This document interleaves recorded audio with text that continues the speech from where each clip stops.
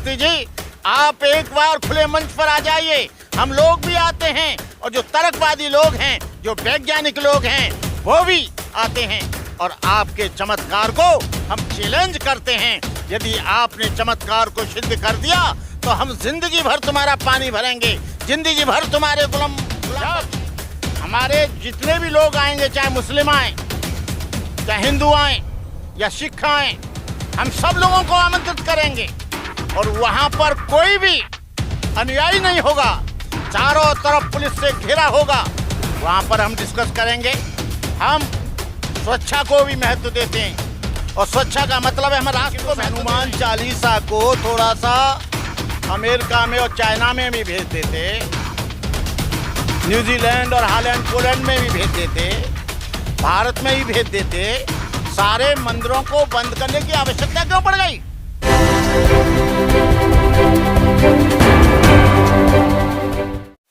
जी हाँ, मैं समता की सपोर्टर हूँ, मैं रोशनी रिपोर्टर हूँ। नमस्कार, मैं हूँ आपके साथ रोशनी और आप देखना शुरू कर चुके हैं रोशनी की रिपोर्टिंग गांव से शहर तक। आ चुके हैं शहर में, देश की राजधानी दिल्ली में।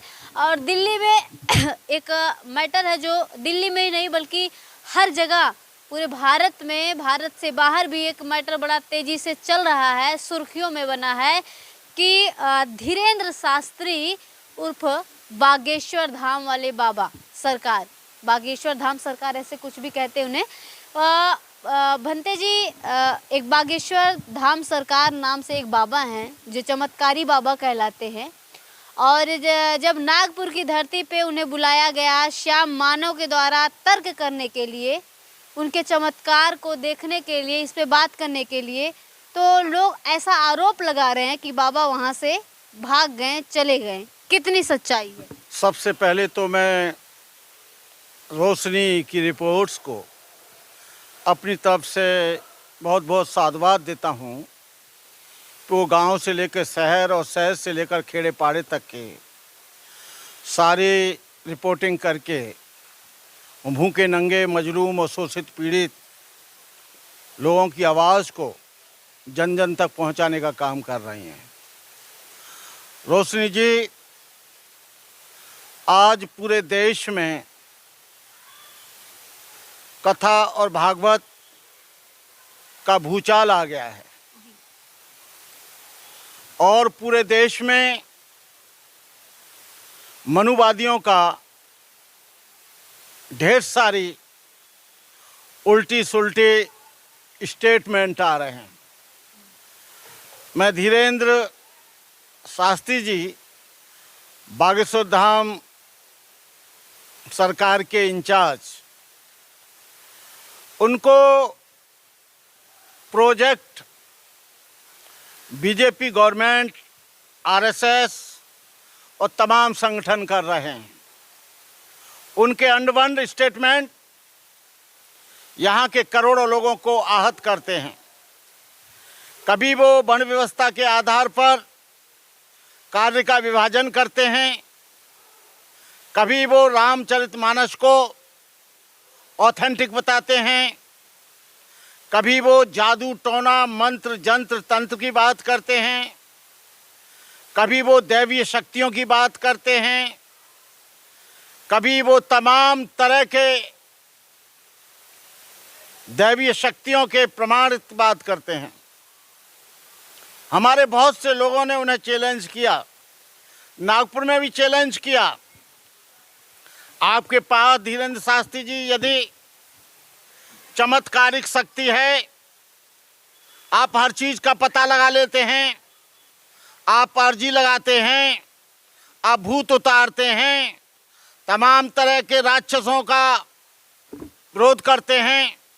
हम पूछना चाहते हैं, देश में इंटेलिजेंस के लाखों लोग इस देश में तनख्वाह पाते हैं, उन सब लोगों को हटा दो और आपके द्वारा ही पूछा जाएगा कि देश में किस कोने से आतंकवादी आ रहे हैं।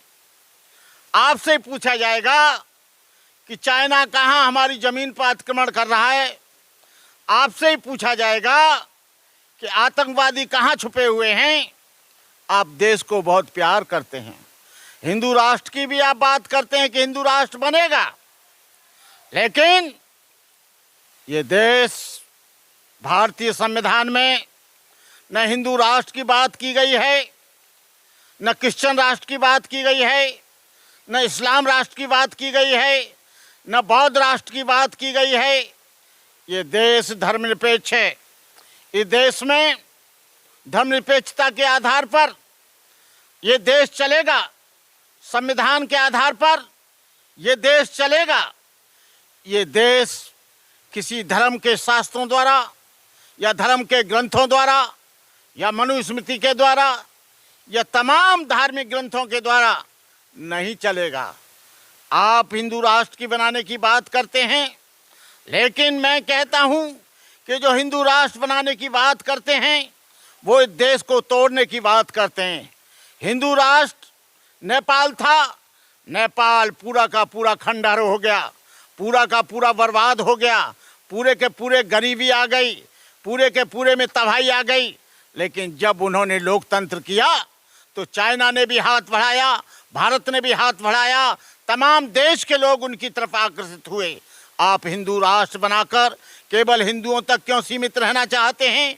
जब इस देश की स्वतंत्रता की लड़ाई शुरू हुई थी, इस देश की लड़ाई में मुसलमानों का भी योगदान था, ईसाइयों का भी योगदान था, तमाम दलितों का भी योगदान था, ऊधम सिंह का भी योगदान था, मातंग भंगी जो था उसका भी योगदान था, तमाम देश के आदिवासियों का भी योगदान था। ये देश, धीरेन्द्र ब्रह्मचारी जी, ये देश किसी की बपौती और जागीरदारी नहीं है कि वो जब चाहे तब अपनी मर्जी के अनुसार कर ले, जब चाहे तब वो पलट ले।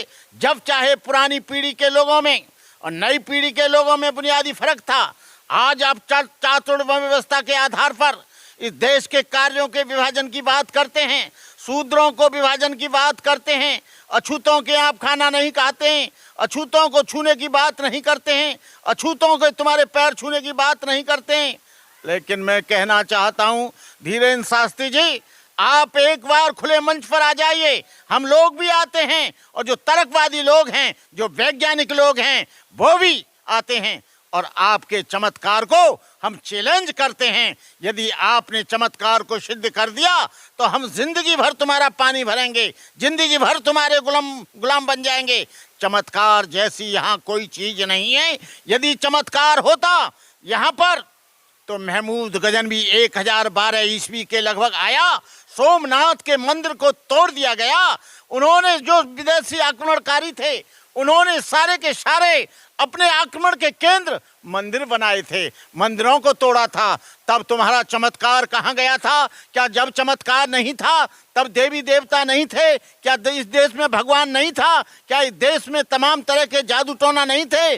देश गुलाम हो गया। मुसलमानों ने, चमत्कार के कारण ही मुसलमानों ने यहाँ पर बहुत लंबे समय तक राज किया, अंग्रेजों ने राज किया, ये देश लुटता रहा। अब चमत्कार करते रहे, ये देश लुटता रहा। अब जातिवाद फैलाते रहे, ये देश लुटता रहा।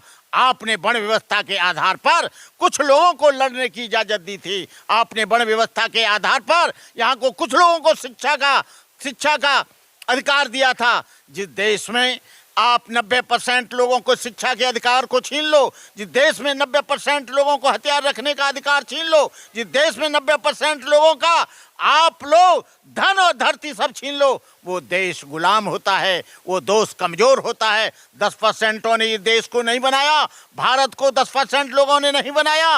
भारत को यदि बनाया है, भारत की पहचान है, हमारे मोदी जी जाते हैं, 140 करोड़ लोगों की ये पहचान है।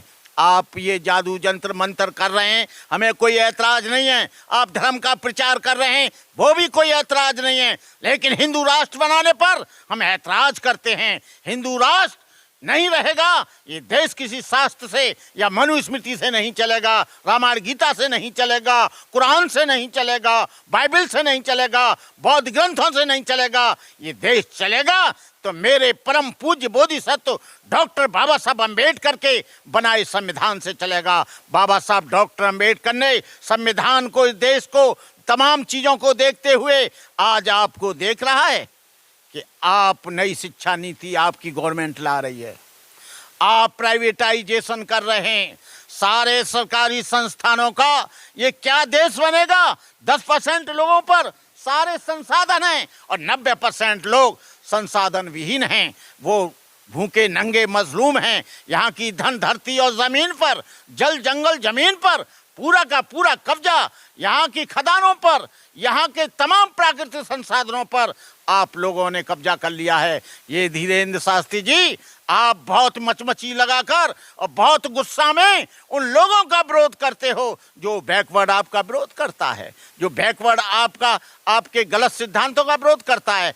आप तमाम बैकवर्ड के लोगों को आप धमकी देते हो। अरे हम बता दें, ये देश यदि चल रहा है तो शेड्यूल कास्ट और मुसलमान और बैकवर्ड की शक्ति से चल रहा है।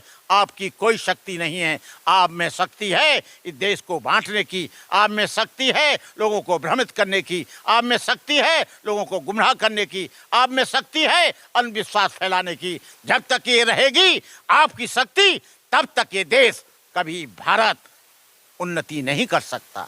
हम कहने का मतलब ये है कि आप धीरेन्द्र शास्त्री जी, आप चैलेंज करते हैं हम आपको एक बार खुले मंच पर, चाहे तो आप दिल्ली में आ जाओ, चाहे नागपुर में आ जाओ। नागपुर हेड ऑफिस है आरएसएस का, हम लोग वहाँ चाहते हैं जहाँ पर तुम आ जाओ और वहाँ पर तमाम वैज्ञानिक लोग भी आएंगे, वहाँ पर तमाम धर्म और संप्रदाय के लोग आएंगे, तमाम वहाँ पर ईसाई भी आएंगे। सब धर्म सम्मेलन एक करवा लो और उसमें निर्णय ले लो कि तुम हिंदू राष्ट्र कैसे बनाना चाहते हो। हिंदू राष्ट्र का कौन सा बायलॉज है? हिंदू राष्ट्र का भारतीय संविधान में कहीं नाम नहीं है, उसमें कहीं हिंदुस्तान नहीं लिखा है, उसमें कहीं कुछ नहीं लिखा है, उसमें केवल भारत लिखा है, उसमें केवल इंडिया लिखा है और उसी के आधार पर इस देश की सारी दुनिया में पहचान है।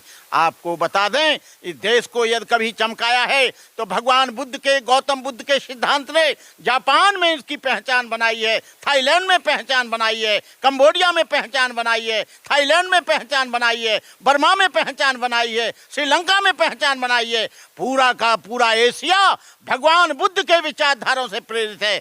आप हमें बता दीजिए कि आपकी विचारधारा से कौन सा देश प्रेरित है? आप हिंदू राष्ट्र बनाकर केवल इसे संकुचित करना चाहते हैं, राष्ट्र को संकीर्ण करना चाहते हैं, राष्ट्र का विकास रोकना चाहते हैं, राष्ट्र का पूरा सत्यानाश करना चाहते हैं। बहुत से लोग कहते हैं कि हिंदू राष्ट्र बनाने की जो आड़े आएगा उसे हम काट डालेंगे, कभी कहते उसको मार डालेंगे, कभी कहते हो फांसी दे देंगे। कभी कितने लोगों को फांसी दोगे, कितने लोगों को मारोगे, कितने लोगों को काटोगे? यहाँ पर 90% तो SC ST और मुसलमान है। तुम कितने लोगों को मारोगे? इन लोगों को मारकर क्या ये पूरा का पूरा हिंदू राष्ट्र बन पाएगा? तो मेरा कहने का मतलब ये है, ये उलूल जुलूल जो भाषा का प्रयोग कर रहे हैं आप, जो आप लोग अंडवंड भाषा बोल रहे हैं, जो आपका भाषा पर नियंत्रण नहीं है, आप लोग बेलगाम हो गए हो। आप सोचते हो कि भारत में अब कोई रहा ही नहीं, हमारा राज चलेगा। अब ये राज इस तरह का नहीं चलेगा। ये राज चलेगा तो संविधान से चलेगा, ये देश चलेगा तो संविधान से चलेगा। न्यायपालिका चलेगी, संविधान से चलेगी, कार्यपालिका संविधान से चलेगी। लेकिन आप अपनी जागीर इस देश को मत समझो। इस देश में बहुत से लोगों का, बहुत से मुसलमानों का, बहुत से ईसाइयों का, बहुत से लोगों का इसके लिए बहुत बड़ा योगदान है। तो मैं ये कहना चाहूँगा, ये बेलगाम भाषा का प्रयोग करना बंद करो, जातिवादी भाषा का प्रयोग बंद करो, ऊंच नीच की भाषा का प्रयोग बंद करो, चमत्कार करना बंद करो। आपको कहाँ से अर्जी आ गई? कहाँ से अर्जी लगाते हो? कहाँ से आवाज आती है? आपके पास भूत पिशाचों की अर्जी आ जाती है, लेकिन आपके पास ये अर्जी नहीं आती कि देश में आतंकवादी घुस आए, देश की जमीन पर कब्जा कर रहे हैं, देश में ढेर सारे गोपनीय विभाग घूम रहे हैं, ढेर सारे लोग यहाँ पर सीक्रेसी कर रहे हैं। वो अर्जी नहीं आती देश को बचाने के लिए। केवल आपके पास अर्जी आती है जो सामने भूखे, जो गरीब लोग हैं, जो बिना पढ़े लिखे लोग हैं, जो अशिक्षित लोग हैं, जो अनपढ़ लोग हैं, जो अंधश्रद्धावान हैं, उनकी अर्जी आपके पास आ जाती है। यदि किसी भी वैज्ञानिक की अर्जी आई हो, यदि किसी विदेशी आदमी की अर्जी आई हो, यदि जापान वालों की अर्जी आई हो, अमेरिका वालों की अर्जी आई हो, न्यूजीलैंड वालों की अर्जी आई हो, तो हमें बता दीजिए। आपके पास कोई अर्जी नहीं आती है। पूरी की पूरी अर्जी आपकी फर्जी है, पूरी की पूरी अर्जी आपकी निराधार है, पूरी की पूरी अर्जी आपकी अप्रमाणित है, पूरी की पूरी अर्जी आपकी अर्जी जो है वहां पर कोई भी ऑथेंटिक नहीं है, वहां पर कोई भी प्रमाण नहीं है। आप अपनी तरीके से कहते हो, लोगों को गुमराह करते हो, हजारों साल से गुमराह किया गया है। एक आपको भी पैदा कर दिया। कब तक यहाँ गुमराह करते रहोगे? कब तक इस देश को आप बांटते रहोगे? कब तक हिंदू राष्ट्र की बात करते रहोगे? कब तक? आपको विराम लगाना चाहिए। इस देश की समता, स्वतंत्रता, भाईचारा, बंधुता का भाव आपको पैदा करना चाहिए। आपको कैसे कहा जाएगा कि आप राष्ट्र को प्यार करते हैं? जो राष्ट्र को प्यार वही करेगा जो सांप्रदायिक नहीं होगा। राष्ट्र को प्यार वही करेगा जो जातिवादी नहीं होगा। राष्ट्र को प्यार वही करेगा जो चमत्कार की बात नहीं करेगा। राष्ट्र को प्यार वही करेगा जो एक व्यक्ति को नीचा, एक व्यक्ति को ऊंचा नहीं समझे। आप लोग जो है इस वर्ण व्यवस्था के आधार पर अपनी सर्वोच्चता बनाए रखी है, अपनी प्रमुखता बनाई रखी है। इस देश से ये देश महान नहीं होगा। महान जब होगा सबको समता, सबको स्वतंत्रता, सबको भाईचारा, सबको बंधुता, सबको इंसानियत, सबको ह्यूमैनिटी, सबको करुणा, सबको मैत्री, सबके लिए भाईचारे का भाव जब तक उत्पन्न नहीं होगा, हम इस देश को मजबूत नहीं कर पाएंगे। इन्हीं शब्दों के साथ यहाँ के तमाम देश के लोगों से मेरा आह्वान है कि आप लोग सोचिए, समझिए, तब आप किसी बात को मानिए। किसी बात को इसलिए मत मानो कि लोग मान रहे हैं, किसी बात को इसलिए मत मानो कि ग्रंथों में लिखी है, किसी बात को इसलिए मत मानो कि बुद्ध कह रहे हैं। बुद्ध कहते हैं कि किसी बात को तभी मानो बुद्धि और तर्क की कसीटी पर खड़ी हो, जो बहुत से लोगों का कल्याण करती हो, जो तुम्हारे लिए भी ठीक है, मेरे लिए भी ठीक है, मानव के लिए भी ठीक है, समस्त प्राणियों के लिए ठीक है। वही बात सही है। कुछ लोगों के लिए ठीक है, बाकी लोगों के लिए गलत है। वो कैसे सही हो सकती? तो इन्हीं शब्दों के साथ मैं रोशनी की रिपोर्टिंग पर अपनी बहुत बहुत बधाई देता हूं। और मैं पुनः से धीरेन्द्र शास्त्री जी को मैं चैलेंज करता हूं कि वो जहां भी आना चाहें, जहां भी बुलाना चाहें, एक बार हमसे तर्क करो कि आपके पास कौन सा चमत्कार है। अच्छा भंते जी, एक सवाल और आता है कि उन्होंने खुद ही इस बात को चैलेंज किया है कि आप हमारे यहाँ आइए, रायपुर आइए, और आने जाने का उन्होंने यहाँ तक कहा आने जाने का किराया हम देंगे, आप आइए, आप जो सवाल करना चाहते हैं, जो आप देखना चाहते हैं, वो सब कुछ हम दिखाएंगे और तर्क करने के लिए तैयार है। फिर भी श्याम मानव जैसे लोग और जो उनकी बातों को नकार रहे हैं, आरोप लगा रहे हैं, क्यों नहीं जाते हैं? वह क्या वजह हो सकती है? देखिए, रायपुर जाने में कोई परेशानी नहीं है जी। लेकिन आप हमें बताइए, श्याम मानव ने जब क्वेश्चन किया तो आप नागपुर से क्यों भागे आए? नागपुर हम इसलिए चाहते हैं कि वो आरएसएस का गढ़ भी है, हिंदुओं की वकालत करने वाली सबसे बड़ी संस्था है। रायपुर कोई आरएसएस का हेड ऑफिस नहीं है, नागपुर उसका हेड ऑफिस है। बाबा साहब अम्बेडकर का भी हेड ऑफिस है, जहां बाबा साहब ने दीक्षा ली। हम बुला रहे हैं उनको कि वो दीक्षा भूमि पर आ जाएं, और वो बहुत लंबी चौड़ी जगह है, वहां पर तर्क करेंगे। रायपुर क्यों आ जाएं? और रायपुर हम जब आएंगे, जब हमारे जितने भी लोग आएंगे, चाहे मुस्लिम आएँ, चाहे हिंदू आएँ या सिख आएँ, हम सब लोगों को आमंत्रित करेंगे। और वहां पर कोई भी अनुयायी नहीं होगा, चारों तरफ पुलिस से घेरा होगा। वहाँ पर हम डिस्कस करेंगे। हम स्वच्छता को भी महत्व देते हैं, और स्वच्छता का मतलब है हम राष्ट्र को महत्व दे रहे हैं। जब हमारे जितने भी लोग आएंगे, चाहे मुस्लिम आएँ, चाहे हिंदू आएँ या सिख आएँ, हम सब लोगों को आमंत्रित करेंगे। और वहाँ पर कोई भी अनुयायी नहीं होगा, चारों तरफ पुलिस से घेरा होगा। वहाँ पर हम डिस्कस करेंगे। हम स्वच्छता को भी महत्व देते हैं, और स्वच्छता का मतलब है हम राष्ट्र को महत्व दे रहे हैं। यदि वहाँ पर किसी भी तरह की अप्रिय घटना घटित हो जाए तो उसका जिम्मेदार कौन होगा? ऐसे नहीं आया जाएगा। सिक्योरिटी की भी गारंटी ले रहे हैं, सिक्योरिटी भी दे रहे हैं। तो नागपुर में क्यों नहीं आ रहे हैं? सिक्योरिटी गारंटी दे रहे हैं तो नागपुर में आ जाएं। नागपुर में आने में क्या परेशानी है? हम कह रहे हैं नागपुर की, तुम कह रहे हो रायपुर की। रायपुर क्यों आ जाएं? नागपुर आइए, क्यों जाएं? क्या उनका ही कहना चलेगा? है वो रायपुर नहीं, वो नागपुर नहीं आना चाहते तो हम भी रायपुर नहीं आना चाहते। अच्छा, एक इंटरव्यू में उन्होंने ये भी कहा है कि इनको कोई नहीं जानता था श्याम मानव को, और श्याम बागेश्वर धाम को पूरे लोग जानते, पूरे भारत में लाखों करोड़ों में अनुयायी हैं, ये फेमस होने के लिए ये कदम उठाए। इसमें कितनी सच्चाई, क्या कहेंगे? देखिए, जितने भी महापुरुष होते हैं वो अपने दर्शन के आधार पर होते हैं, फिलॉसफी के आधार पर होते हैं, मानव कल्याण के आधार पर होते हैं। हम पूछना चाहते हैं कि उनका कौन सा दर्शन है, कौन सी फिलॉसफी है जिससे राष्ट्र आगे जाए? क्या अंधविश्वास से देश आगे जाएगा? क्या आडंबर ढंग से देश आगे जाएगा? क्या जातिवाद को रखने से देश आगे जाएगा? क्या सांप्रदायिक वाद होने से जाएगा? क्या ये देश यदि कभी जाएगा आगे तो ये वैज्ञानिक तर्क के आधार पर देश आगे जाएगा। ये है बात जी। और करो प्रश्न, क्या करो? वो कहते हैं ज्ञान और विज्ञान दोनों एक दूसरे के पूरक है। यदि हम नकारात्मक ऊर्जा की बात करते हैं और एक दो हनुमान चालीसा के श्लोक से लोगों का कल्याण हो जाता है, तो इसमें किसी को क्यों दिक्कत होती, क्या परेशानी है लोगों को? ये कोरोना पूरे वर्ल्ड में आया और लाखों लोग पूरी दुनिया में मर गए। हम कोई तुम्हारे हनुमान चालीसा का विरोध नहीं करते, वो तुम्हारी आस्था है, लेकिन उस हनुमान चालीसा को थोड़ा सा अमेरिका में और चाइना में भी भेज देते, न्यूजीलैंड और हॉलैंड पोलैंड में भी भेज देते, भारत में भी भेज देते। सारे मंदिरों को बंद करने की आवश्यकता क्यों पड़ गई?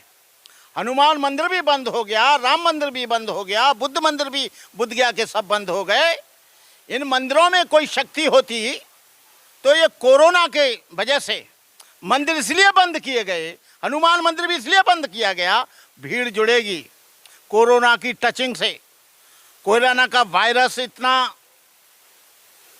खतरनाक है कि वो श्वास से आता है, छूने से आता है, लोहे को छूने से आता है, कपड़े के छूने से आता है, किसी खाने को छूने से आता है, किसी व्यक्ति को छूने से आता है। तब कहाँ गया था तुम्हारा हनुमान चालीसा?